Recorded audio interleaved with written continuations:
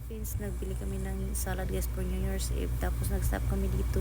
Binigay ko yung damit ni baby na newborn kasi yung pre na kapatid ko nasunugan. Tapos binigay ko sa kanya para naman may magamit siya pag panganak niya guys kasi nasunog lahat.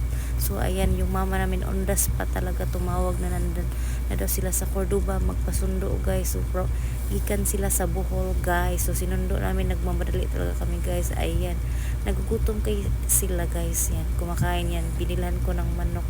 Tumatawag kasi magpabili ng manok tsaka tubig.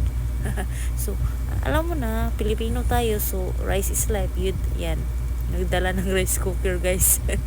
Ito yung dala nila guys, shells tsaka crab at tsaka seaweeds. So it's our favorite guys. So yan yung mga food namin ng mga bata kami. Yan, tingnan mo yung smile ng mama ko. Aabot hanggang tenga. Kasi first time na nakita yung anak, yung apo niya guys. So it's her first apo, ang anak ko guys. Yung mama ko 55 na guys, no, pero look, tingnan mo yung mukha, ang bata pa niya guys. Iba talaga pag nasa isla ka, wala kasing problema, walang traffic, walang usok, walang pollution. Tapos yung papa ko 53, so bata pa nila, diba guys? So ako guys is 31 na ako guys. So yung papa ko ang itim na itim kasi yung trabaho niya nasa dagat, pati naman si mama ko nasa dagat, silang dalawa partner talaga yan sila guys, di talaga yan sila na maghihiwalay. So ito naman yung kapatid ko guys, mga apat namin yung nakapatid guys. So panganay sa mga lalaki.